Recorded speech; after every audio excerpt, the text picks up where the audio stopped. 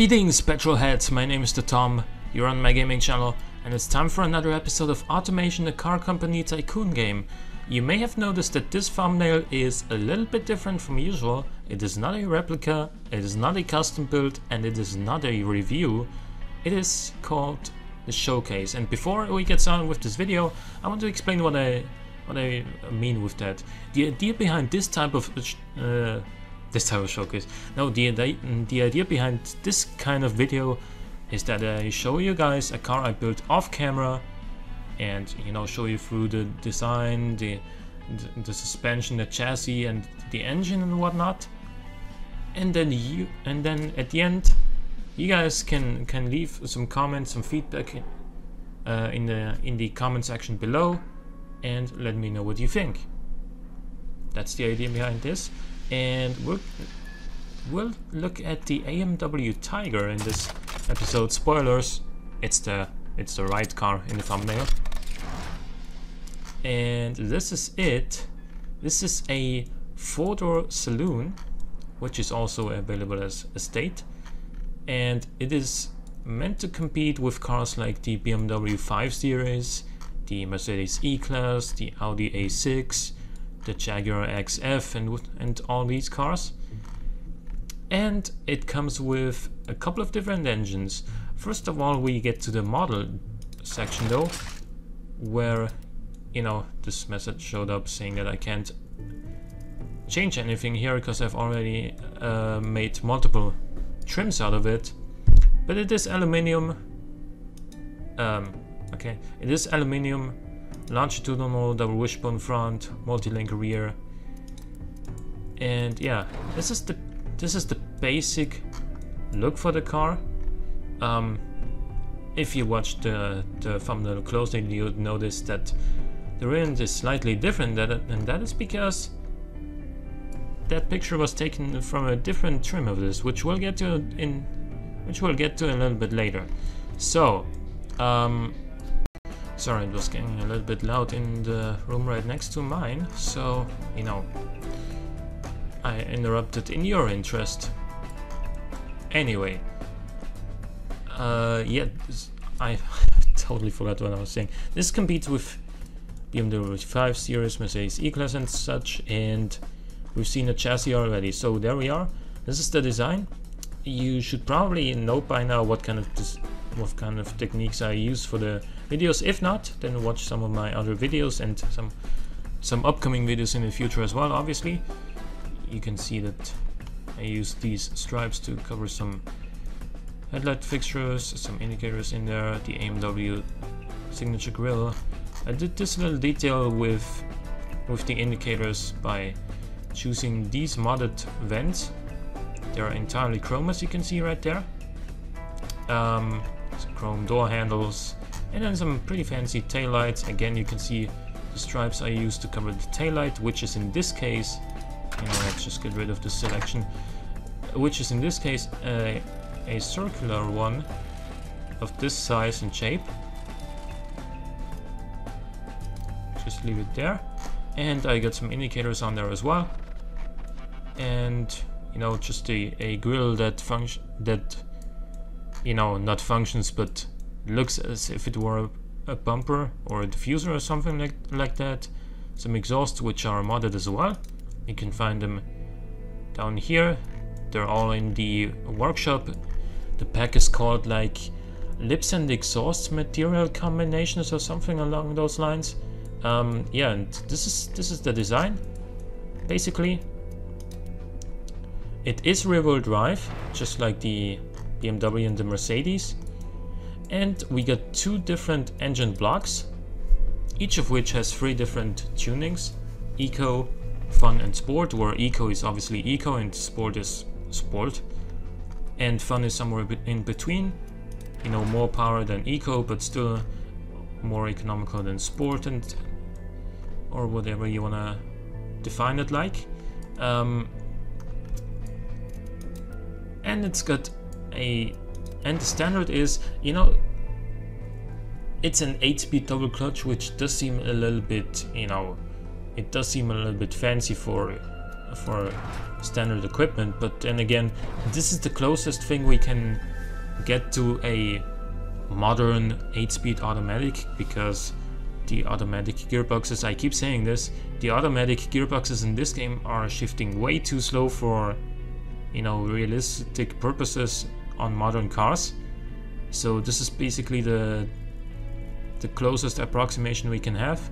Also 251 is the closest approximation we can have to, at least with a RAM limit of 6000 RPM, to limiting a car at 250 kilometers an hour. So what I'm getting at is the standard models are all limited to 250 kilometers an hour, and they all have basically an 8-speed automatic gearbox with, you know, the option to operate them manually with the paddle shifters. They all come in sports tires, because sports tires are the stickiest tires, and that's just very beneficial for pretty much all vehicles. It is a little bit, it does seem a little bit fancy for a luxury car at first glance, but then again, just look at the Mercedes S-Class, look at the BMW 7 Series, look at Bentleys, Rolls Royces and all that. They all come on sports tires because they're just the grippiest, and it just makes sense to me. So brakes wise, they're all the same for the standard models. 6-piston vent discs up front, 4-piston vent discs up on the rear end, not up rear. Then 3 25mm front and 2 90mm rear. That's also the same for all standard models, because they just work and we never get any brake fade with them. And then we get to this section right here. As I said, it is a luxury car, so as such it has luxury interior and infotainment, 5 seats, advanced safety, and then active comfort springs, semi-active dampers and passive sway bars as standard. Do keep in mind that the sports versions will have active sport the springs here instead of the active comfort. The tuning is basically the same for all versions except for the very high-end model, which we'll get to later. And overall, you know, the 2.5 liter Eco makes 210 horsepower, which is a pretty good entry-level amount of power, I would say. Allows it to do 0 to 100 in 7.3 seconds. It's not too shabby, so let's just give it a little run.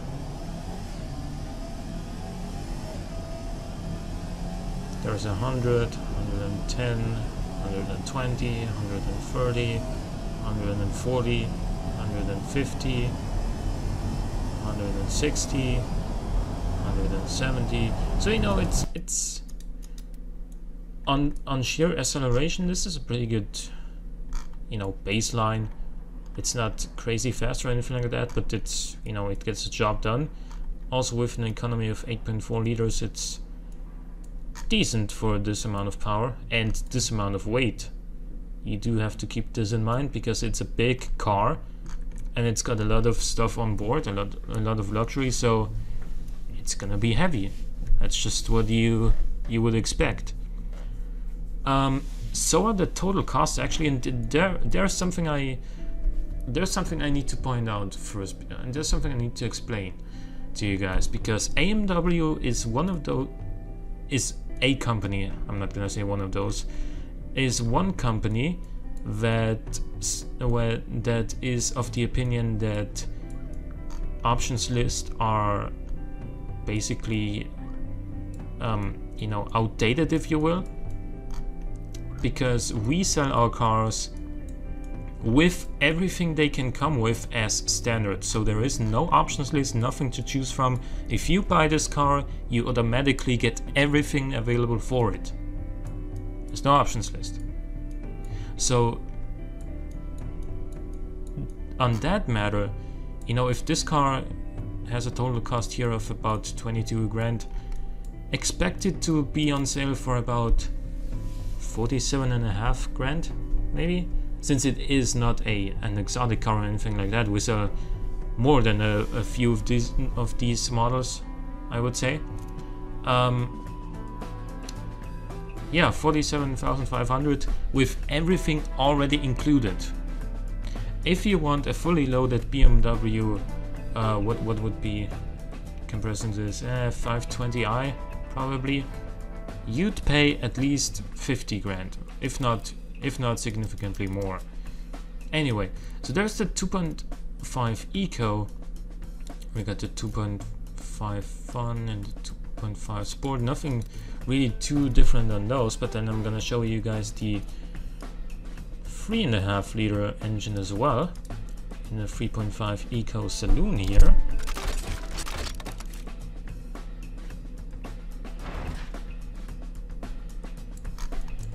So this is, I mean, it's obviously the more powerful cars have slightly wider rear tires and whatnot, so I keep track of that. Also, as you may have noticed, let me go back to the trim. The cars all come with electric LSDs as standard. Again, that's just because of the grip and just because I think as a luxury car that is going to be expensive, it should rather have one than not have one. So again, expensive materials in an expensive car, that's to be expected. 305 horsepower for the 3.5 liter Eco, still making 37.2% efficiency / economy, and it sounds like this.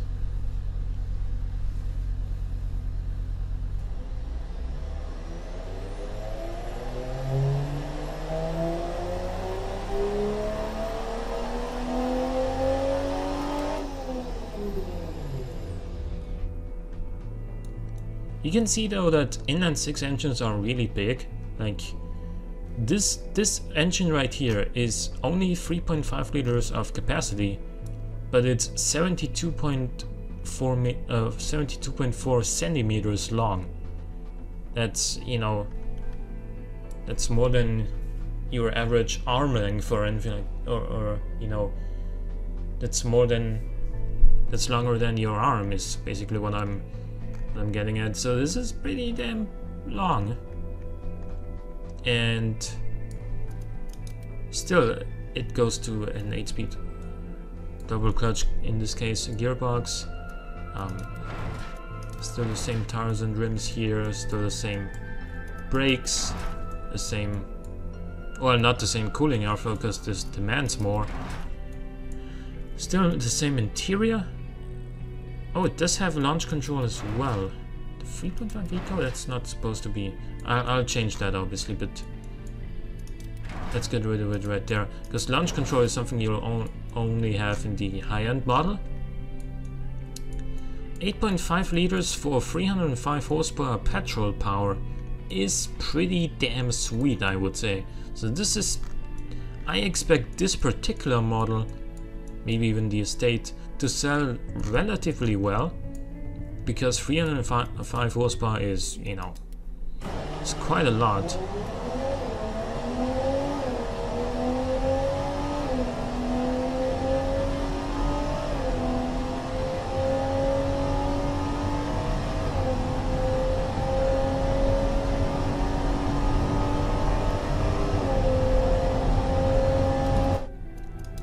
And still, it'll use less fuel than your uncle's BMW 325 TD from the 90s, which has not only 1 liter of less capacity, not only about, you know, 180 horsepower less, but also it's a diesel. Whereas this is a 3.5 liter, 305 horsepower, 1.9 ton saloon with petrol power, and it uses less fuel than that car. So yeah, it's pretty damn good, I would say. And I'm gonna show you guys the Estate as well. And let's go to the 3.5 liter Sport Estate. You know, the stats for the saloon and the Estate are basically identical on all models, so I don't feel the need to show you guys, for example, the 3.5 Eco Estate, because it's, you know. And there's a little bug. It applies the same offset to the car you had last loaded, which in this case was a was a saloon, but then since it doesn't automatically flare the wheel arches on every model, there's this little bug, so I'll just click this once and we're fine. So this is the 3.5 liter Sport. As you can see, it makes 400 horsepower from the same 3.5 liter turbocharged inline 6 block, with a very nice torque curve indeed, a good power plateau at the top end, and a rev limit of 7,000 RPM.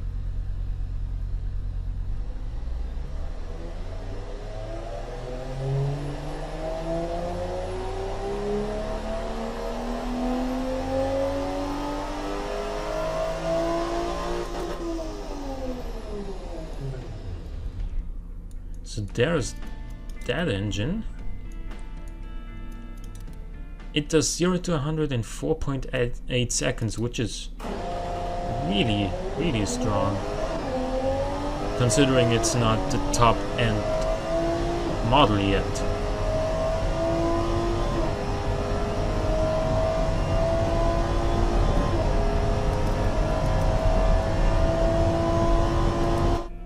That was 200 kilometers an hour in 15 point a little bit seconds, so you know that's quite fast. Also, the Sport, the 3.5 liter Sport, Saloon and Estate are both limited to 275 as opposed to 250.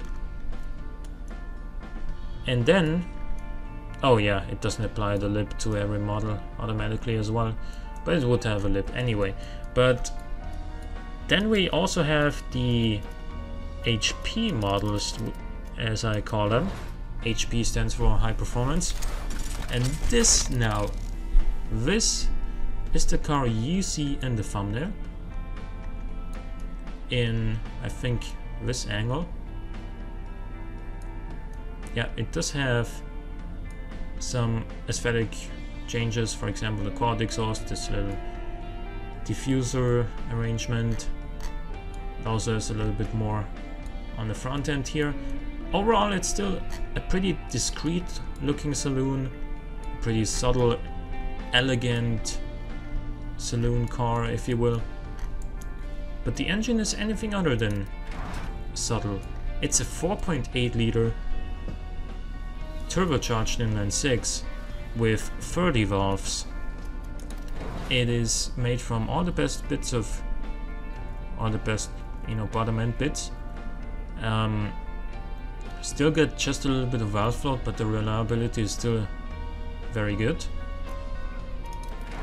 We got 50 cam profile. We got 808 Newton meters. That is a very, very strong amount of torque, which is almost on par with the current generation SRT Viper.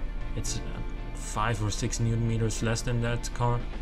So yeah, this is the amount of torque we're making here. Throttle per cylinder configuration for a great engine responsiveness, for a turbo at least. If it were an 8, the responsiveness would be probably way beyond 70. Premium gas, so you can fill it up at pretty much any gas station you can find. 7,000 RPM rev limit, as I said. Alright, no, I didn't say it for this car yet. 4-inch exhaust, only one muffler, +5 quality, because AMW is partnered with Remus and they build the world's best exhaust systems. So yeah, still the economy is not that bad with 28.5%.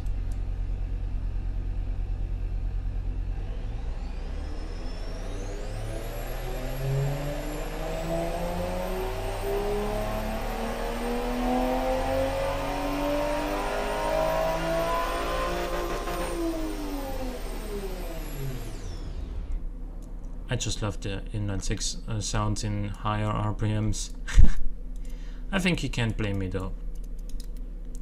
So this also has an 8-speed double clutch gearbox here and an electric LSD, but the top speed is obviously much higher. It is geared with a little bit of overrun, because you know it can achieve higher speeds and we wanted to achieve high speeds, whereas on the other cars they could achieve higher speeds than, you know, than we want them to achieve, because we want to limit them at 250. So it comes on sports tires, but with a little bit of quality. Then 19-inch rims, as you can see. Then 325s in the rear end, on the rear end, because, oh, what generates this hole? Probably the lip or something like that. Anyway, 325mm rear tires and 275s up front, which is significantly more than even the 3.5 liter sport version. We get the same brake setup as on the standard car, only that this time they're carbon ceramic instead of just regular vented discs. Meaning that this car, even though it weighs more than 2 tons, will stop in just 31.7 meters. It's got a downforce on the tray with a little bit of a wing angle to it. We get a +10 quality on the aero because we want more realistic values here, because otherwise the drag coefficients are in this game are not that refined as is, I think. So therefore I want to compensate that a little bit with more quality on the aero tab. More than enough cooling airflow for the engine and for the brakes. Luxury interior and infotainment, that hasn't changed. We got launch control in here as well, and advanced safety as always. And then active sport suspension with semi-active dampers. A more sporty setup here than usual, and a little bit of quality as well. Overall, that makes it so this car has a pretty neat drivability to sportiness ratio. I mean, some people would say that 47.9 drivability is a little bit low for a BMW M5 competitor. And, you know, this car weighs more than 2 tons. It's got a turbocharged 600 horsepower engine that puts the power to only the rear wheels. That combination of those 3 things is never gonna make for a really easy to drive car. So with that in mind, I mean, the comfort is obviously high, to be expected. The safety is 75, which is really strong. And then the performance, you know, let's just let it go.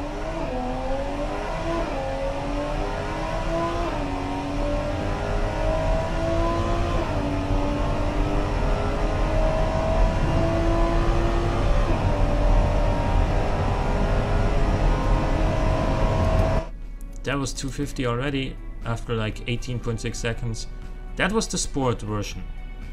Like, the HP is more than a whole second faster over the quarter mile than the next strongest version. It is then from the quarter mile to the full mile mark, it is another 1.8 seconds faster. So from a standstill over the full mile, this is 2.8 seconds faster than the 3.5 liter sport, which is already no slouch. And yeah, this is a pretty fast car, as you can say, 325 kilometers an hour at top speed. And